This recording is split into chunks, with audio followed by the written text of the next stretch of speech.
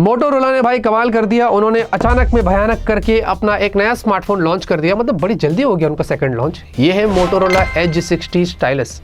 Stylus, yes, इसमें आपको stylus मिलता है, वो भी मिड रेंज कैटेगरी में। देखिए अभी स्टाइलस वाले फोन्स मार्केट में है नहीं, और अगर है भी तो सैमसंग के अल्ट्रा सीरीज में, जो कि प्राइस भी बहुत ज़्यादा है। तो आप देखेंगे कि ये जो स्टाइलस मिड रेंज में उन्होंने दिया, इसका जो स्टाइलस है वो कितना पावरफुल है, कितना अच्छा है, प्रैक्टिकली कैसा है, अच्छा बुरा क्या है, सब कुछ आपको एकदम डिटेल में बताएंगे। आगे बढ़े उससे पहले आप समझदार हैं, आपको पता है क्या करना है, और हाँ साथ में लाइक भी कर लेना, कमेंट करके अपनी राय इस फ़ोन के बारे में ज़रूर देना। बॉक्स देखेंगे एकदम टिपिकल मोटोरोला बॉक्स है, जिसमें एनवायरमेंटल फ्रेंडली वाली चीज़ें होती हैं, और साथ ही साथ बॉक्स में आपको फ़ोन मिलेगा।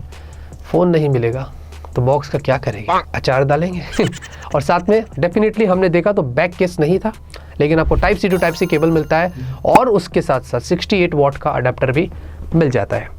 आते फ़ोन की तरफ डिज़ाइन और बिल्ड की बात कर ले भाई, तो देखिए आपको वही Motorola style vegan leather back मिलता है। जो कलर हमारे पास है वो है जिब्राल्टर सी, आपको एक और भी कलर मिलता है जो आप देख सकते हैं, और ये फ्लैट फॉर्म फैक्टर में आपको मिलता है, पीछे से भी पूरा फ्लैट है, मतलब कर्व डिज़ाइन नहीं है, और साथ में ये 191 ग्राम्स का है, 8.2 mm की thickness, weight thickness as always Motorola के फ़ोन्स में ज़्यादा कंप्लेंट्स नहीं रहती है।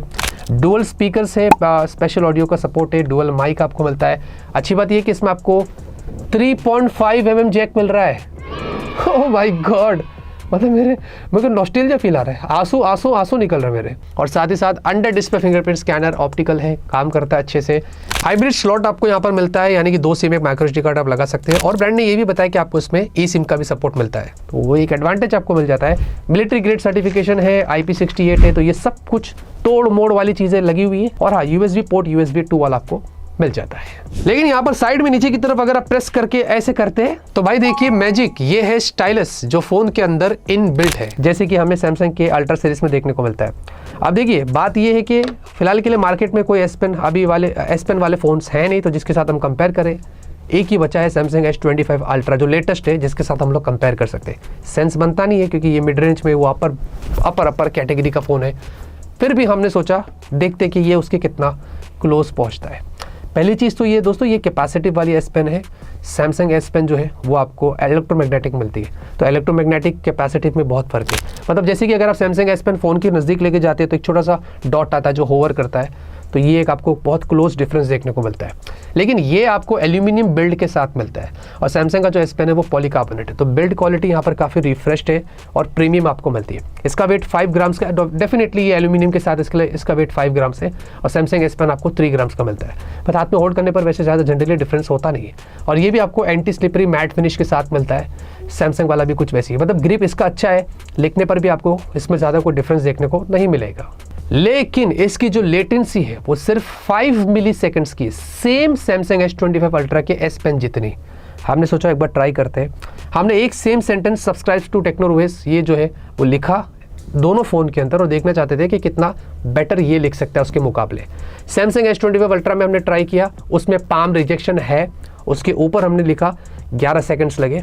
इसमें भी आपको पाम रिजेक्शन मिलता है, हमने इसमें लिखा सेम सेंटेंस और इसमें 12 सेकेंड्स लगे। तो यहाँ पर अगर आप देखेंगे मोटो एज 60 स्टाइलस ने बहुत ही क्लोज कंपटीशन दिया है सैमसंग के S25 अल्ट्रा के S Pen से।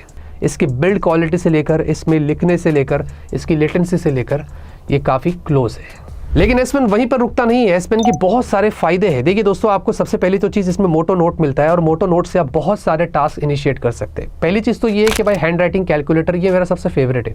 आपको जो भी अगर फॉर्मूला यहाँ पर टाइप करना है, मतलब आपने सिर्फ लिख दिया अपने S Pen से 28 - 6 25 - ये डिवाइडेड बाय जो भी करना है, वो आपको ऑन द स्पॉट उसके जवाब दे देता है। तो एक तो चीज़ ये बहुत कूल है। लाइव मैसेजेस अगर आप ड्रॉ करते हैं, वो आपका लाइव मैसेजेस आपके सामने क्रिएट करता है, तो ये हमने S25 अल्ट्रा के अंदर भी देखा है।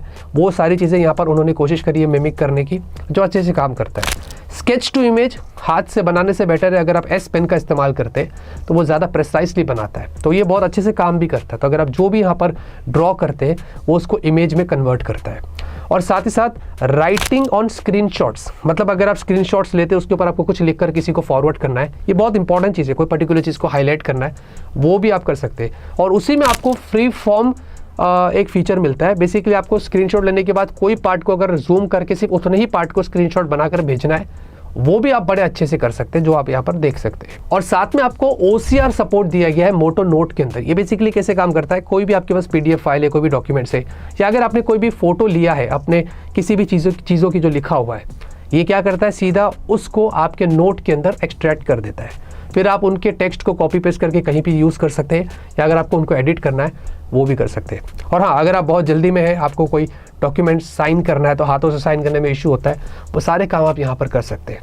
तो यानी कि अगर आप देखोगे कि वो सारे जनरल जो फीचर्स है जो हमने S25 अल्ट्रा के S Pen में देखा है, वो सारे टास्क आप यहाँ पर कर सकते हैं। तो ये ऑन द गो उन लोगों के लिए जो S Pen के फ़ैन है, जो कॉलेज गोइंग है या ऑफिस गोइंग है, या बहुत सारे प्रोडक्टिव वाले काम करते हैं, या फ़न के लिए भी क्यों ना अगर आपको इस्तेमाल करना है, तो ये बहुत प्रिसाइसली काम करता है अपनी उंगलियों के अलावा। तो ये चीज़ उसके लिए हमने जितना भी एक्सपीरियंस किया है अभी तक तो अच्छा है। डिस्प्ले की बात करेंगे, 6.7 इंच 1.5 के रेजोल्यूशन आपको एक POLED डिस्प्ले है, और ये आपको 120 हर्ट्ज़ की हाई रिफ्रेश रेट के साथ आता है। स्मूथनेस यहाँ पर काफ़ी अच्छी है, 300 हर्ट्ज़ का टच सैम्पलिंग रेट भी दिया है, 10 बिट वाली डिस्प्ले है, DC डिमिंग है, लो ब्राइटनेस फ्लिकरिंग इश्यूज़ नहीं है, हमने पूरा टेस्ट किया है, और आई प्रोटेक्शन वगैरह है। और साथ में जो पीक ब्राइटनेस है वो 3000 निट्स की है, जो कि अच्छा है, और हाई ब्राइटनेस अराउंड 1400 निट्स की है, और गोरिल्ला ग्लास 3 की आपको डिस्प्ले पे प्रोटेक्शन भी दिया है। स्क्रीन टू बॉडी रेशियो बहुत इंप्रेसिव है, बेजल्स बहुत कम है, पंच होल छोटा है, बट हाँ स्क्रीन गार्ड यहाँ पर नहीं लगाया है।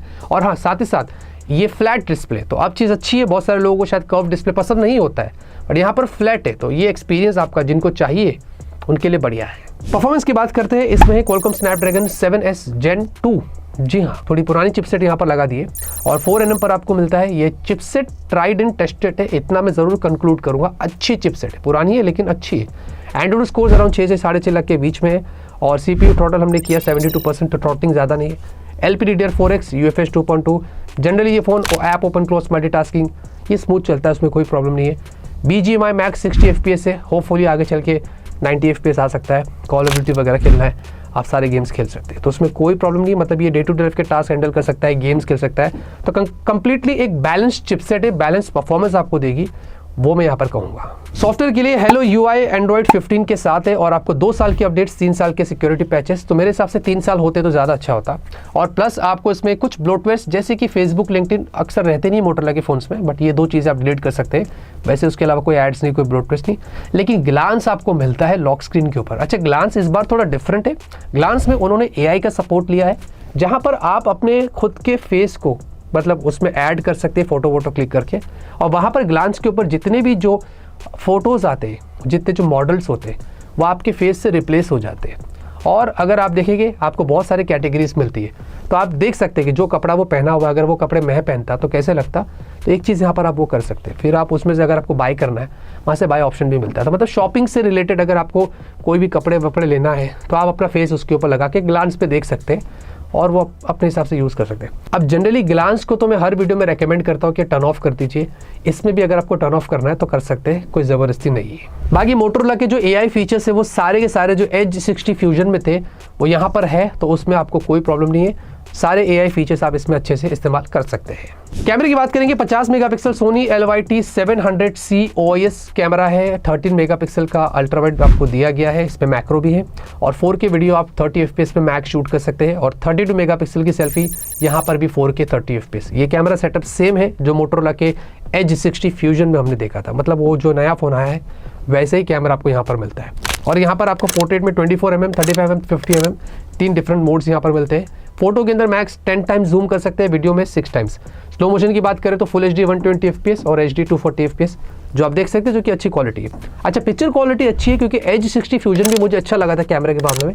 यहाँ पर भी पिक्चर में कोई प्रॉब्लम नहीं है, अच्छे फोटोज से विविड है, डायनामिक रेंज अच्छा है, बुके शॉट्स अच्छे हैं, तो कोई कंप्लेंट्स नहीं है। सेल्फी भी अच्छी है, शार्प लगती है, वीडियो भी देखेंगे रियर सेल्फी, दोनों यहाँ पर अच्छे हैं। इनफैक्ट सेल्फी की वीडियो मुझे बहुत अच्छी लगी थी, काफ़ी बढ़िया स्टेबलाइजेशन है, और नाइट में भी बहुत अच्छे से काम करता है, फ्लैश भी कंट्रोल करता है। और मैं आपसे रेकमेंड करूँगा, आप अच्छी लाइटिंग कंडीशन में जाएंगे तो और अच्छी फोटोज़ यहाँ पर निकाल सकते हैं। फिर भी मैंने गूगल ड्राइव की लिंक डिस्क्रिप्शन में दिया हो, आप वहाँ पर जाके चेकआउट कर सकते हैं। बैटरी की बात करेंगे, 5000 mAh की बैटरी है, 68 वाट की चार्जिंग है, और 45 से 50 मिनट्स लगेगा इसको फुल चार्ज करने के लिए, और 1 दिन का बैकअप आपको आराम से मिलेगा। 2 रीज़न है, एक तो स्टॉक एंड्रॉयड है, ज़्यादा हैवी इसमें टास्क हुआ नहीं है, मतलब सॉफ्टवेयर की बात करें UI लाइट है, मतलब कस्टमाइजेशन रहता है लेकिन वैसे कस्टम स्किन की तरह नहीं है। और दूसरी चीज़ 4nm वाली चिपसेट है, हमने इसको पूरा टेस्ट किया है, मतलब बैटरी एफिशिएंसी अच्छी है, इसमें पूरा दिन आराम से बैकअप मिलता है। अच्छी बात यह है कि इसमें आपको 15 वॉट का वायरलेस चार्जिंग भी दिया गया, अगर आपको इस्तेमाल करना है वो भी आप कर सकते हैं। मल्टीपल 5G बैंड्स यहाँ पर दिए गए हैं, यानी कि 11 5G बैंड्स है, कैरियर रिकग्निशन ये सब कुछ यहाँ पर लगा हुआ है। हमने स्पीड टेस्ट किया, ऐप में से डाउनलोड करके देखा, एयरटेल जियो के सिम कार्ड लगाया। जिन लोगों को पता मतलब जानना चाहते हैं तो मैं बता देता हूँ, एयरटेल जियो दोनों चलता है 5G का, यहाँ पर कोई प्रॉब्लम नहीं है। वाईफाई 6E है, ब्लूटूथ 5.4 है, वाइड बैंड L1 है, कैमरा 2 API और आपको NFC भी यहाँ पर मिल जाता है और बाकी सारे सेंसर्स यहाँ पर दिए गए हैं। जाते जाते दोस्तों बात करते हैं प्राइस की और मेरे ओपिनियन की। तो देखिए एक ही वेरिएंट है, 8GB रैम 256GB स्टोरेज। तो पहली चीज़ तो अच्छी है कि उन्होंने 128 नहीं सीधा 256 किया और सेम प्राइस पर आया है जो मोटोरोला के एज 60 फ्यूजन है ना, वैसे ही 22,999। तो प्राइसिंग सही है और साथ में 1000 रुपये इस पर ऑफ भी मिल रहे हैं। तो जो नेट इफेक्टिव प्राइस है वो 21,999 की हो जाती है। मैं एकदम क्लियर करता हूँ आपको। देखिए ये फ़ोन ओवरऑल तो आपको पूरा बैलेंस्ड मिलता है, काफ़ी सब सिनेरियोस में अगर आप देखोगे डिस्प्ले, परफॉर्मेंस और कैमरा, बैटरी, ये सब कुछ तो उन्होंने मेंटेन किया है। खाली ऐसा नहीं कि स्टाइलिश पे फोकस किया है और बाकी चीज़ें अच्छी नहीं दी, ऐसा नहीं है। लेकिन यहाँ पर अगर आपकी प्रायोरिटी स्टाइलिश है, बजट में, मिड रेंज में, अगर आपको स्टाइलिश एक्सपीरियंस करना है, अगर आप उस कैटेगरी के हैं, आपका वो रिक्वायरमेंट है, तो ये फ़ोन आपके लिए है। वरना परफॉर्मेंस सेंट्रिक फ़ोन की बात करें तो मार्केट में काफ़ी ऑप्शंस हमें देखने को मिल जाते हैं, ये तो हमें पता है। तो ये मैंने बता दिया कि किसके लिए है और किसके लिए नहीं है। इतने दोस्तों इस वीडियो के अंदर सब कुछ क्लियर हो चुका है और लेट्स सी इसके बाद मोटोरोला के कौन से लॉन्च होते हैं, क्योंकि मैं काफ़ी एक्साइटेड रहता हूँ मोटोरोला के फ़ोन्स के लिए, क्योंकि उनकी स्ट्रैटेजी थोड़ी डिफरेंट होती है। Let's see how it goes. Like करिए, सपोर्ट करिए, सब्सक्राइब करिए। तब तक के लिए ऑलवेज कीप स्माइलिंग।